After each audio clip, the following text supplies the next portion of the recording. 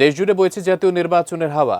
এই নির্বাচনকে ঘিরে একের পর এক প্রকাশ্যে আসছে রাজনৈতিক নেতাদের সম্পদের হিসাব নিকাশ, যার মধ্যে রয়েছেন বিএনপির ভারপ্রাপ্ত চেয়ারম্যান তারেক রহমান, জামায়াতে ইসলামের আমির ডক্টর শফিকুর রহমান ও এনসিপির আহ্বায়ক নাহিদ ইসলাম। তবে এই তিনজনের মধ্যে নাহিদের বার্ষিক আয় সবচেয়ে বেশি।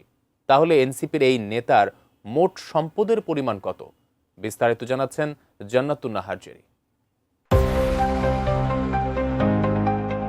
আসন্ন জাতীয় সংসদ নির্বাচনকে সামনে রেখে নির্বাচন কমিশনে জমা পড়েছে এমপি প্রার্থীদের হলফনামা। আর সেই হলফনামায় নিজেদের সম্পদ ও আয় ব্যয়ের বিস্তারিত বিবরণ তুলে ধরেছেন তারা। সেখানে নিজের আর্থিক অবস্থার বিস্তারিত বিবরণ দিয়েছেন এনসিপির আহ্বায়ক নাহিদ ইসলাম।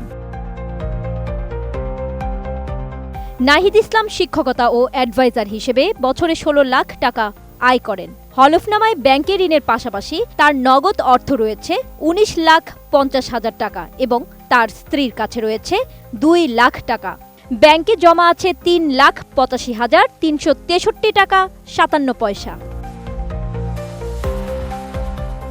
নাহিদের কাছে থাকা স্বর্ণ অলংকারের মূল্য প্রায় ৮.৫ লাখ টাকা এবং স্ত্রীর গহনার মূল্য ১০ লাখ টাকা।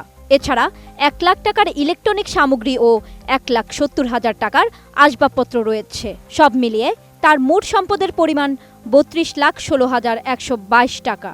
হলফনামায় তার বার্ষিক আয় দেখানো হয়েছে ১৩,৫,১৫৮ টাকা। বিজলি কেবলস এর স্কিন কোটেড ইনসুলেশন আগুন প্রতিরোধী। বিজলি কেবলস, নিরাপদ আজীবন। এদিকে বগুড়া ৬ ও ঢাকা ১৭ আসন থেকে নির্বাচনে লড়ছেন বিএনপির ভারপ্রাপ্ত চেয়ারম্যান তারেক রহমান। হলফনামা অনুযায়ী তার মোট সম্পদ ১,৯৬,৮০,১৮৫ টাকা। নিজের নগদ ও ব্যাংক আমানত ৩১,৫৮,৪২৮ টাকা এবং স্ত্রীর নামে ৬৬,৫৪,৭৪৭ টাকা রয়েছে।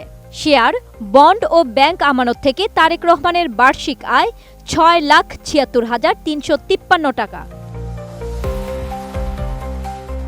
অন্যদিকে জামাতে ইসলামীর আমির ডক্টর শফিকুর রহমানের মোট সম্পদ রয়েছে ১,৪৯,৯৯,৪৭৪ টাকা। নগদ আছে ৬০,৭৬,৪৯৭ টাকা। তার বার্ষিক আয় ৩,৬০,০০০ টাকা। হলফনামার হিসাব অনুযায়ী বার্ষিক আয়ের দিক থেকে তারেক রহমান ও ডক্টর শফিকুর রহমানের চেয়ে এগিয়ে আছেন নাহিদ ইসলাম। তবে বার্ষিক আয়ের দিক থেকে এগিয়ে থাকলেও মোট সম্পদের দিক থেকে পিছিয়ে আছেন এনসিপির এই নেতা। জান্নাতুন Nahar Jerry, desk report, ATN news.